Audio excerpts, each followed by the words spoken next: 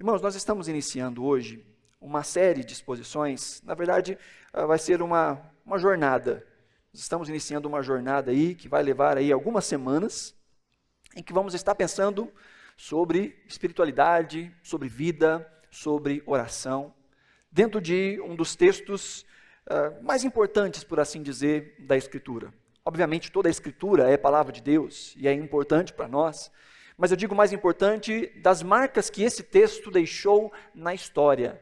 Em muitos momentos em que a Bíblia ainda não havia sido traduzida para a língua de algum povo, mas essa porção do texto já foi traduzida. Este é um dos primeiros textos a serem traduzidos também nas línguas de povos nativos que ainda não têm a Bíblia na sua língua, porque expressa muito do próprio caráter de Jesus. Fala muito sobre a própria espiritualidade que Jesus espera dos seus discípulos.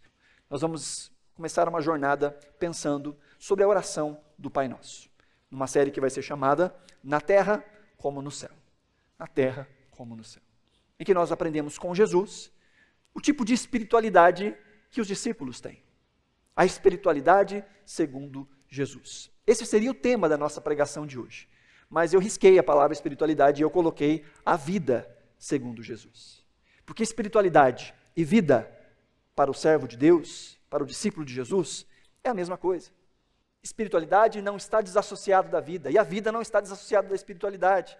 Aquele que vive a vida como um cristão, aquele que se entregou a Cristo como seu Senhor e Salvador, este vive a vida conforme Cristo.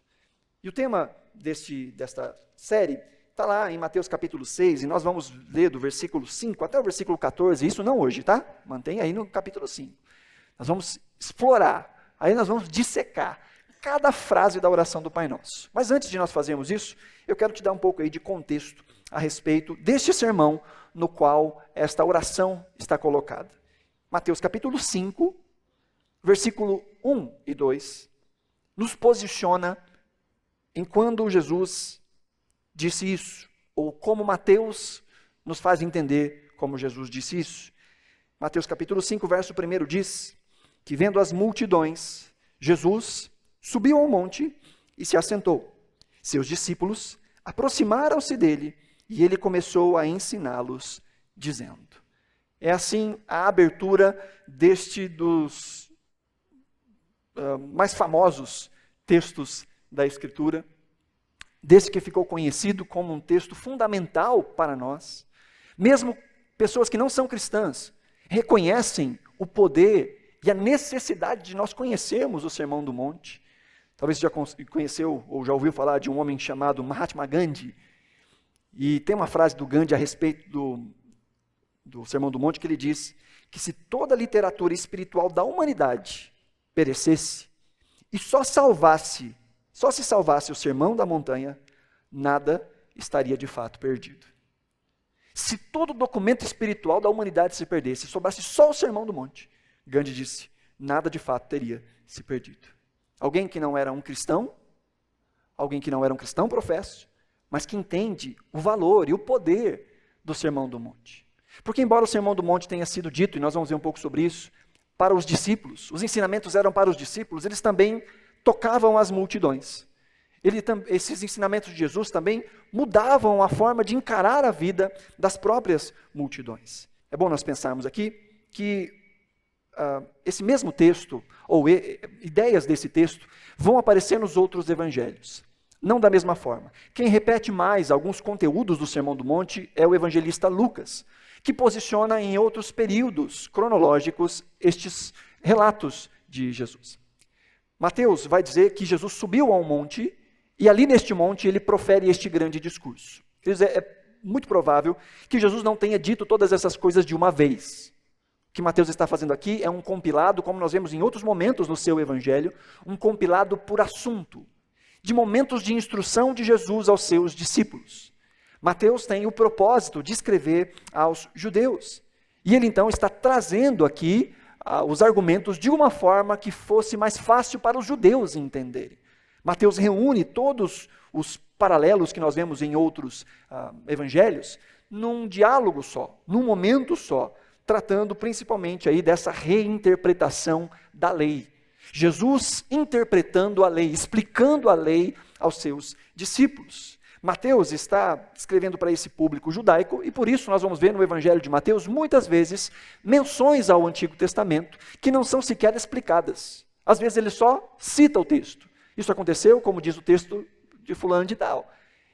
Na mente de Mateus, as pessoas que estavam ouvindo sabiam exatamente do que ele estava falando. Então, além disso, ele aponta para Jesus como sendo o perfeito Israel de Deus e um Moisés superior, por assim dizer. Se você pode se lembrar, o capítulo 1 começa aí com um registro da genealogia de Jesus. E essa genealogia começa com Abraão, o homem que Deus chamou para que por meio dele fizesse a nação de Israel. Lá no capítulo 2, o que nós vemos é Jesus tendo que fugir para o Egito, fugir da perseguição que Herodes estava impetrando, matando as crianças pequenas. Jesus foge, e Mateus faz questão de dizer, lá no capítulo 2, versículo 15, que Jesus, ao sair do Egito e voltar para Israel, fez isso porque dizia a profecia: do Egito chamei o meu filho.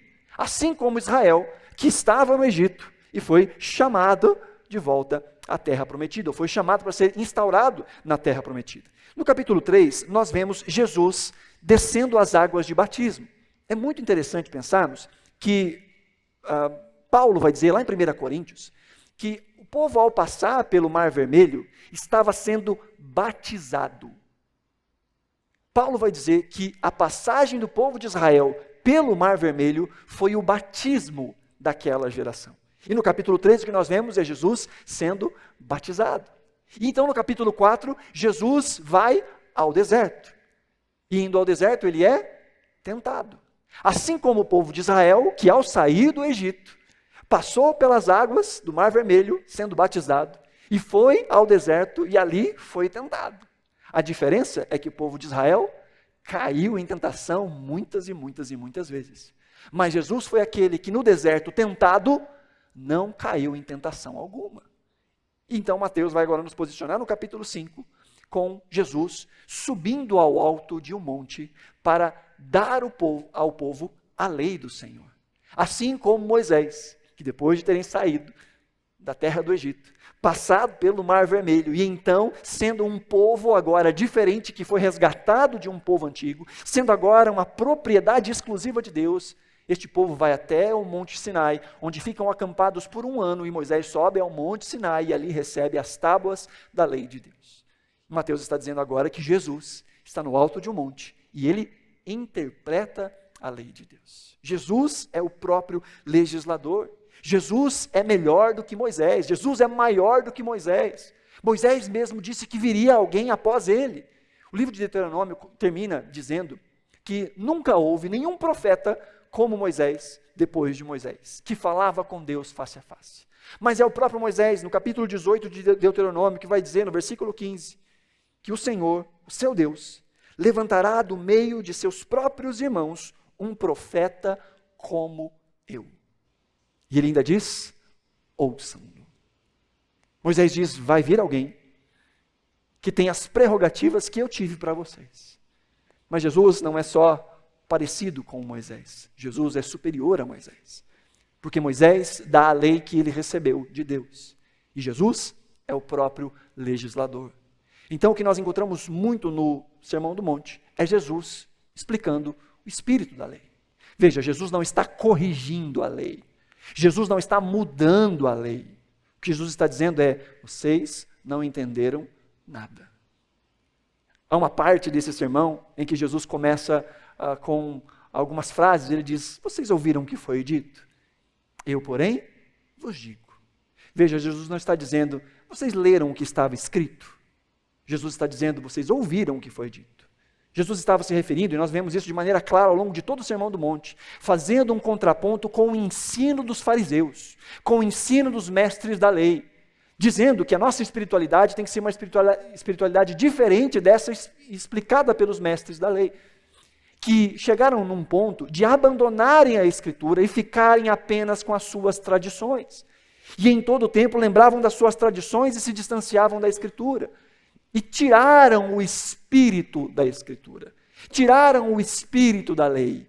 E E o que Jesus vai explicar é o espírito da lei. Porque eles começaram a, como advogados às vezes fazem, entender a lei para tentar dar uma mudadinha aqui e ali e torcer a lei para falar aquilo que eles queriam que a lei falasse. Jesus diz, olha, vocês não entenderam. Se vocês entendessem o espírito da lei, vocês entenderiam que essa vida que o Senhor cobra de nós, que essa vida que o Senhor tem para nós, ela é muito mais profunda do que simplesmente seguir as regras que estão expressas literalmente nos ritos da lei. Então Jesus está explicando a esse povo, mostrando que ele é superior ao próprio Moisés. E quem é esse povo que está diante de Jesus? O texto nos diz novamente no versículo 1, que vendo as multidões, Jesus subiu ao monte e assentou, e os seus discípulos se aproximaram dele, e ele então começou a ensiná-los. Jesus está falando com um grupo de pessoas. E que grupo de pessoas é esse? A gente pode pensar num grupo de 2 círculos concêntricos, por assim dizer. Há uma multidão, e no meio dessa multidão existem os discípulos. Os discípulos estão no meio da multidão, mas nem toda a multidão é discípulo. Que tipo de gente era essa que seguia Jesus? Que tipo de multidão era essa que seguia Jesus? Se você quiser voltar um pouquinho, ainda no capítulo 4, termina dizendo a respeito dessa multidão. No capítulo 4, no versículo 24, diz que notícias sobre ele, sobre Jesus, se espalhavam por toda a Síria, e o povo lhe trouxe todos os que sofriam de vários males e tormentos, endemoniados, loucos e paralíticos, e ele os curou. Grandes multidões o seguiam, vindas da Galileia, Decápolis, Jerusalém, Judeia e da região do outro lado do Jordão. Esse era um pouco do grupo que seguia Jesus. Diz o texto aí no versículo 24, gente que sofria de vários males. Gente que era atormentado por diversos males. Gente que tinha muitas enfermidades, vai dizer a versão revista e atualizada, todos os doentes e acometidos por várias enfermidades e tormentos. Vemos aqui pelo menos 3 desses tipos de enfermidades e tormentos. Ele fala a respeito de endemoniados, loucos e paralíticos. Endemoniados como sendo estes que sofrem de males espirituais. Loucos, ou lunáticos, como diz uma outra versão, fala destes que eram perturbados na mente, nas suas emoções, pessoas que sofriam de males da psique, de males internos, não eram fisiológicos, não eram físicos, mas eram internos. E outros que sofriam, sim, de males físicos, que aqui são chamados de paralíticos. A palavra paralítico aqui não significa só aquele que não anda, mas é todo tipo de atrofia ou todo tipo de paralisação incapacitante. Seja na face, seja nos membros superiores, inferiores, é todo tipo de moléstia, todo tipo de doença. Mateus está aqui dando então um resumo das pessoas que vinham até Jesus. Pessoas que eram doentes da alma, doentes do espírito, doentes do corpo. Além disso, nós sabemos muito bem que não só isso, existiam pessoas que sofriam de males sociais. Pessoas que eram rejeitadas, pessoas que eram desprezadas. As viúvas, as mulheres, as prostitutas, as pessoas que eram marginalizadas, as crianças eram marginalizadas. Os publicanos, que eram judeus, que não eram pobres, que tinham recursos financeiros, mas eram marginalizados porque eram considerados os párias da sociedade, por servirem ao Império Romano. Esse povo estava ao redor de Jesus, mas não só isso, nós temos ali muitos que são os curiosos, que queriam saber o que estava acontecendo, que movimento era aquele. Nós vemos outros textos dizendo que Jesus ia causando burburinho e as pessoas iam chegando. Há um texto clássico para nós nos lembrarmos desses curiosos, que um dos discípulos de Jesus foi um desses curiosos. Diz o texto lá em João capítulo 1, no versículo 45, que Filipe, quando encontrou Natanael, disse para ele: achamos aquele sobre quem Moisés escreveu na lei e a respeito de quem os profetas também escreveram, Jesus de Nazaré, o filho de José. E aí vem a pergunta de Natanael: Nazaré? Pode vir alguma coisa boa de lá? E Filipe diz para ele: venha e veja. Natanael foi até Jesus por curiosidade. Havia nessa época um desejo por encontrar o Messias. Já havia esse coração nas pessoas de que o Messias estava para chegar ali naquela geração. E muitos Messias se mostraram naquele tempo. E eles estavam procurando. João Batista foi esse que apontou o caminho do Messias. Filipe e Natanael eram discípulos de João Batista. Então Filipe, quando encontra Natanael, diz: achamos o Messias que estávamos procurando. E Natanael, como um bom desconfiado que era, diz, mas de Nazaré? Pode vir alguma coisa boa de Nazaré? Filipe diz, então vem ver.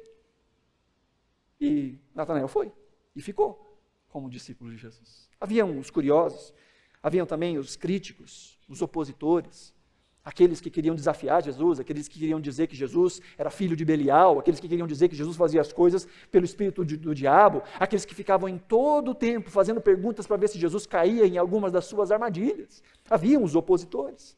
Mas no meio desse grupo havia os discípulos. Discípulos esses que saíram destes outros grupos. Discípulos que em outro momento, e por discípulos não pense só nos 12, mas todos aqueles que seguiam a Jesus de fato, entendendo que ele era o Messias. Alguns deles, depois de receberem uma cura, depois de terem a sua família de alguma forma tocada por Jesus. Outros, como o caso de Natanael, que por curiosidade vão a Jesus e encontram em Jesus de fato o Messias. Outros que até eram opositores, críticos, aqueles que rejeitavam a Jesus, como é o caso do próprio Nicodemos, que fazia parte do Sinédrio e posteriormente se torna um discípulo de Jesus. Do meio destes grupos estavam os discípulos. Então a multidão seguia Jesus, e na multidão estavam os discípulos. E por que é importante nós entendermos isso, queridos? Porque é possível seguir a Jesus e não ser um discípulo de Jesus. É possível caminharmos com Jesus por onde Jesus for. É possível desenvolvermos um tipo de ética que se pareça com a ética cristã, que até imite a ética cristã. É possível frequentar um culto evangélico, é possível entrar numa igreja, é possível se membrar, se batizar, é possível, e ainda assim não ser um discípulo de Jesus. Estar não significa pertencer. E nós tínhamos ao redor de Jesus muitos destes que o seguiam, e que mesmo após de terem as suas necessidades supridas, não se tornaram discípulos de Jesus.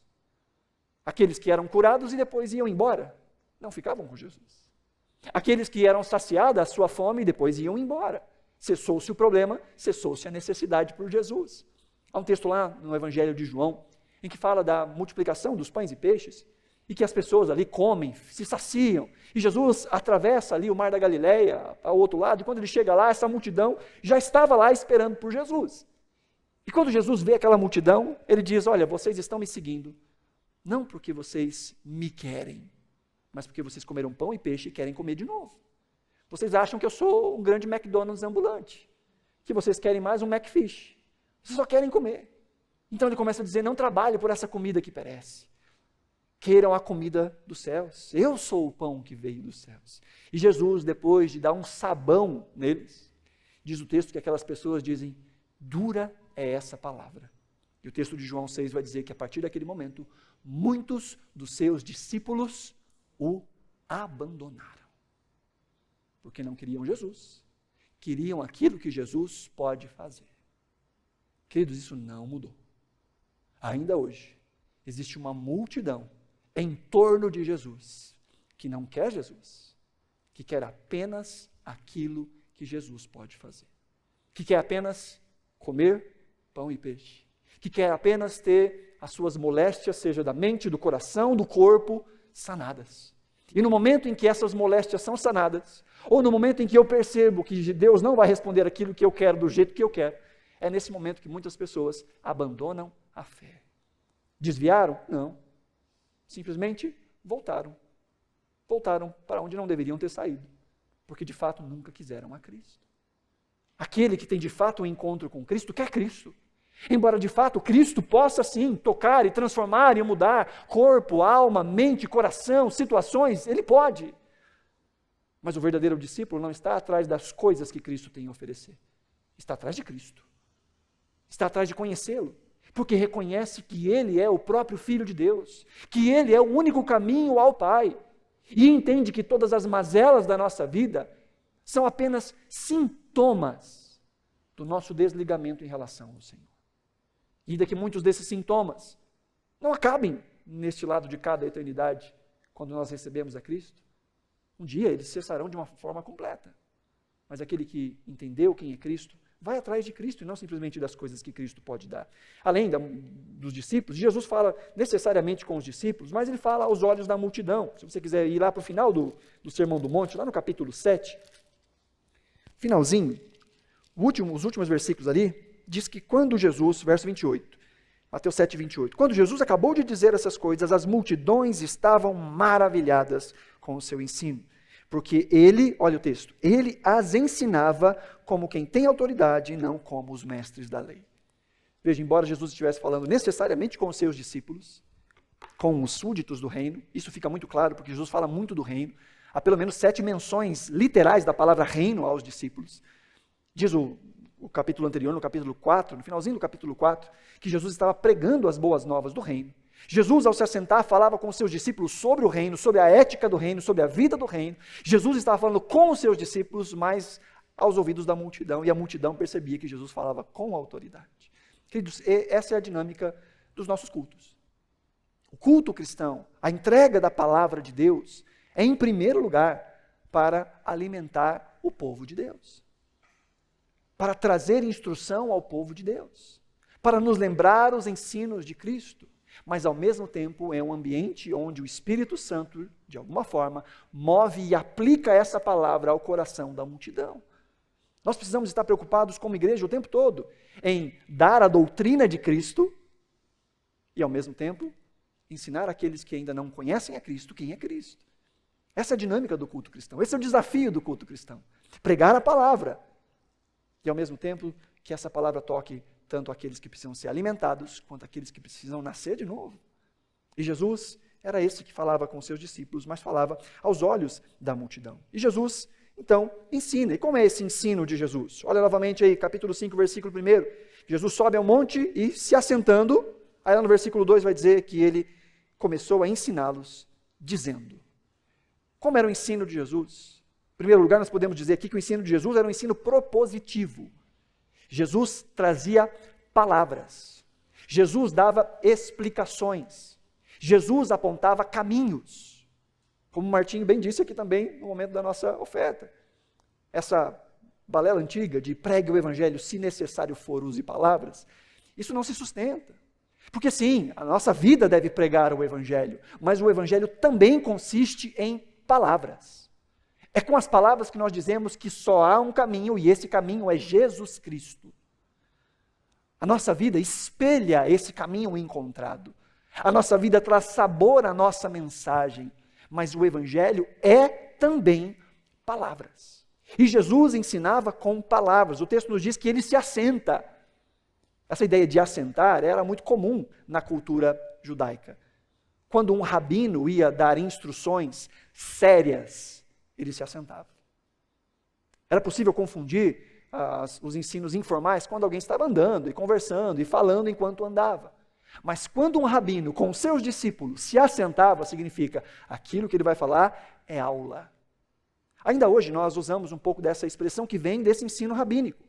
Quando um professor é detentor de uma matéria, por exemplo, na academia, numa instituição de ensino, diz que ele tem a cadeira da matéria tal.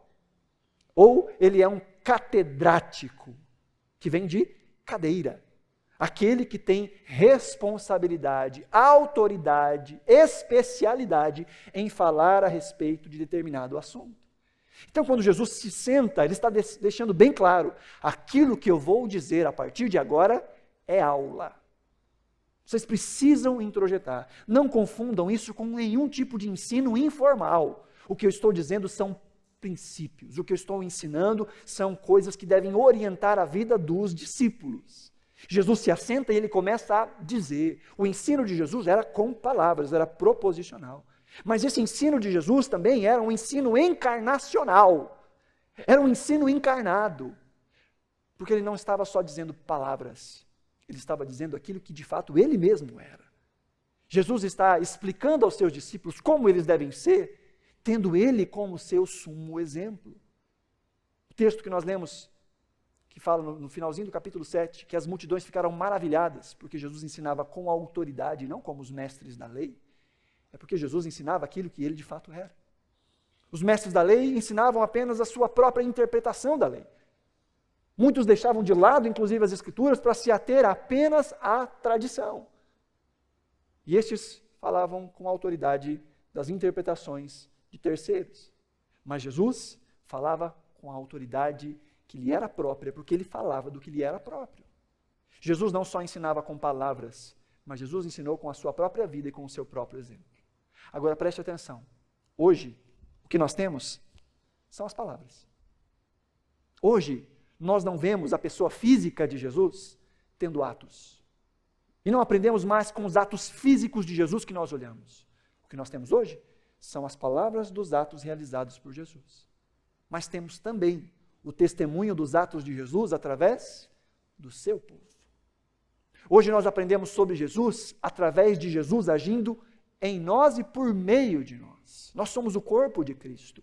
E quando falamos, quando agimos, quando tocamos, quando andamos, quando vamos a um lugar e fazemos algo, esse é o tipo de ensino que está fluindo para outras pessoas. Essa é a Bíblia que outras pessoas também estão lendo. Vão conhecendo a Cristo através de nós. O missionário Ronaldo Lidório conta de uma tribo em que ele foi frequentar, e de uma maneira milagrosa ali, alguma coisa aconteceu ali com aquelas pessoas, ele chega lá e as pessoas já entendiam um pouco sobre Cristo ali, e aí ele foi entender qual era essa maneira milagrosa. Após evangelizar e falar a respeito de Jesus, essas pessoas disseram, eu sei quem é ele. Ele já esteve aqui um tempo com a gente, mas ele não tinha esse nome não, e fala o nome de um missionário que andou com eles durante um tempo. Eu sei quem é esse Jesus que você está falando. A visão que eles tinham de Cristo era o Cristo que se manifestava na vida de um de seus servos. Cristo é visto em nós. E por isso Jesus nos ensina, no Sermão do Monte, essa ética que é própria dele, para que possamos viver a sua semelhança, e assim mostrarmos ao mundo quem é Jesus. Jesus ensinava com palavras, Jesus ensinava de maneira encarnacional, mas o ensino de Jesus era, sobretudo, contracultural. Era diferente daquilo que as pessoas esperavam. Era diferente daquilo que aquele mundo esperava. E o ensino de Jesus continua sendo contracultural. A ética que nós encontramos aqui, em Mateus 5, 6 e 7, é bem diferente daquela que nós encontramos lá fora. E, inclusive, é bem diferente daquela que nós encontramos em muitas igrejas. Porque a ética de Jesus é contracultural até para muitas religiões evangélicas, que olham para Jesus como aquele povo que só queria pão e peixe da parte de Jesus, mas que não entendia a necessidade do se doar, a necessidade do arrependimento, a necessidade do perdão, o entendimento da graça que me alcançou e que deve ser estendida a outros. Saiba que se você viver de acordo com os princípios do Sermão do Monte, você irá na contramão desse mundo e da maioria dos cristãos. Se você viver a vida que o Senhor nos ensina através do Sermão do Monte, você irá na contramão desse mundo e da maioria dos cristãos. Porque o ensino de Jesus continua sendo contracultural. Nós vamos meditar nas próximas semanas a respeito da oração. E a oração de Jesus é uma oração contracultural. A oração de Jesus nos impele a caminhos que não nos são naturais. Porque ainda nos dias de hoje, muitos usam a oração numa lógica completamente contrária àquela que Jesus nos ensina no Pai Nosso. Por exemplo, Jesus nos ensina no Pai Nosso a pedir que o nome de Deus seja santificado, que o reino de Deus venha e que a vontade de Deus seja feita. Mas, em resumo, a oração tem sido usada pela maioria dos cristãos para que o meu nome seja conhecido, para que a minha vontade seja estabelecida, para que o meu domínio, o meu governo possa acontecer. Mesmo a oração tem sido usada hoje de um jeito que não tem nada a ver com aquilo que Jesus nos ensinou. Meditarmos a respeito do Sermão do Monte de uma forma tão especial como faremos nas próximas semanas. Meditar a respeito da oração do Pai Nosso é pensar a respeito da vida, da espiritualidade segundo Jesus. Do tipo de espiritualidade que os discípulos de Jesus, que os súditos do reino precisam desenvolver. Mas, antes de pensarmos sobre isso, é bom nós nos lembrarmos que se Jesus é superior a Moisés, precisamos nos lembrar como a lei foi dada ao povo por meio de Moisés. E o texto que antecede os 10 mandamentos, que está lá registrado em Êxodo capítulo 20, versículo 2, que é exatamente o versículo antes do início dos 10 mandamentos. É o prefácio dos 10 mandamentos. Diz o texto, em Êxodo 20, verso 2, Eu sou o Senhor, o teu Deus, que te tirou do Egito, da terra de escravidão. E aí começa os 10 mandamentos. Então, não terás outros deuses além de mim e assim por diante. Mas preste atenção, Deus faz questão de dizer: eu sou o Deus que te tirou do Egito, da terra de escravidão. A lei foi dada a Israel depois da salvação de Israel. A lei não foi dada para salvar Israel. A lei foi dada depois da salvação de Israel. Deus, antes de firmar o seu pacto, antes de cobrar um compromisso de ética que seja compatível com o seu próprio nome, antes de Deus dar a lei ao seu povo, primeiro Deus o salva. Sabe, Cristo faz exatamente a mesma coisa. A lei de Cristo, expressa no Sermão do Monte, embora ela tenha utilidade para aqueles que não são povo de Deus, para aqueles que fazem parte da multidão, há muito que se pode aprender e se praticar e colher muitos frutos momentâneos, humanos, se nós usarmos a ética que está no Sermão do Monte, se não conhecemos a Cristo. Mas este texto, estes ensinos, são primariamente para os discípulos. Antes de Deus nos dizer o que nós devemos fazer, primeiro Ele nos salvou na pessoa de Cristo. Embora a salvação se consume na morte e ressurreição de Jesus, ela tem início na encarnação de Jesus. O fato de Jesus estar caminhando com essas pessoas, o fato de Jesus estar assentado ensinando essas pessoas, já mostra o Deus que se fez homem rumo ao caminho que consuma a redenção. O Cristo que salva é o Cristo que compartilha da sua lei e dos seus ensinos. Por isso entenda, a lei não nos salva. A ética de Jesus não nos salva. O que nos salva é Jesus. Não são essas coisas que nos salvam. Não é fazendo essas coisas que nós seremos salvos. Nós fazemos essas coisas porque nós já recebemos dessa salvação. E agora que somos salvos, o nosso coração busca ser como Jesus é. Busca fazer o que Jesus faria. Busca falar o que Jesus falaria. Busca viver o que Jesus viveria. E como saber o que Jesus faria? Bom, ele disse, literalmente, em cada passo, o que é que nós devemos fazer. E esse ensino não é só de palavras, é o ensino que é encarnado na própria vida de Cristo. O Senhor nos salvou. Nós somos povo de Deus, somos cidadãos do reino. E se somos cidadãos do reino, nós queremos entender como é que vive estes cidadãos do reino.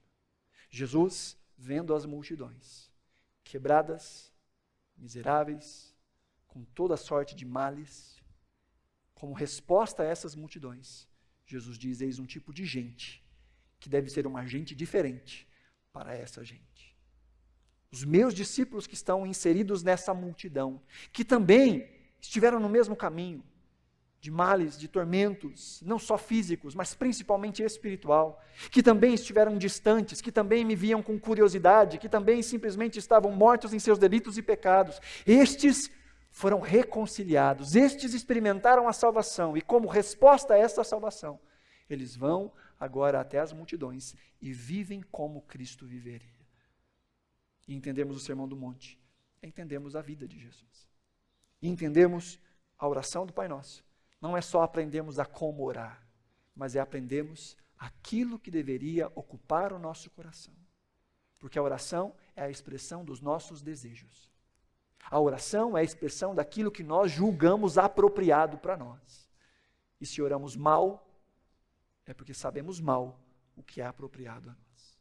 Mas quanto mais conhecemos a vontade de Deus, mais oramos de acordo com a vontade de Deus. E mais pedimos apropriadamente aquilo que é apropriado a nós. E João vai nos dizer que nós temos uma confiança. Ele diz isso na sua primeira carta. Essa é a confiança que nós temos. Que quando nós oramos a Deus, Ele nos ouve. E é certo que Ele nos ouve e responde às nossas orações favoravelmente. Quando oramos, diz João, de acordo com a sua vontade. Precisamos aprender a orar de acordo com a vontade de Cristo. E como vamos fazer isso? Aprendendo um pouco dessa vontade na oração do Pai Nosso. A oração do Pai Nosso não é só para a gente ficar repetindo, embora nós, como exercício, vamos repeti-la. Mas ela é um princípio, ela é uma teologia sistemática da oração. E é sobre isso que nós vamos tratar nas próximas semanas. Mas a título de aplicação, 3 aplicações aí com base naquilo que nós meditamos hoje. Primeiro, pense. Pense se você é um discípulo de Jesus ou é só mais um membro na multidão. Você já se tornou um discípulo de Cristo? Você já o reconhece como Senhor e Salvador? Ou é simplesmente mais um que simplesmente está buscando alimento, cura, alguma transformação pontual, mas ainda não entendeu que a vida está na pessoa de Cristo, num relacionamento com Cristo, em conhecê-lo e ser semelhante a Ele? Pense, você é um discípulo ou é só mais um na multidão? Segundo, desafie-se. Faça um desafio aí. Você está disposto a se assentar para ouvir o que Jesus tem a dizer sobre a vida? Você está disposto a aprender com Cristo como viver? Você está disposto a ouvir as palavras de Cristo, a fim de colocar em prática e viver como Ele nos orienta a viver? Desafie-se. Ao longo dessa semana, de dizer, eu quero aprender muito sobre o Sermão do Monte. Inclusive, te encorajo a, durante a semana, ler o Sermão do Monte. Nós vamos tratar do capítulo 6, mais especificamente do trecho da oração. Mas leia o capítulo 5, 6 e 7.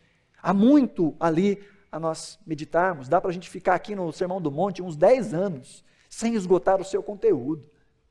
Desafie-se a se assentar para ouvir a voz de Deus. Seja ao longo das nossas exposições aqui nos domingos, seja na sua casa, lendo o texto do Sermão do Monte e aplicando a palavra ao seu coração. E por último, saiba que a sua vida em submissão ao ensino de Jesus é a resposta de Jesus a uma multidão sofrida. Saiba disso.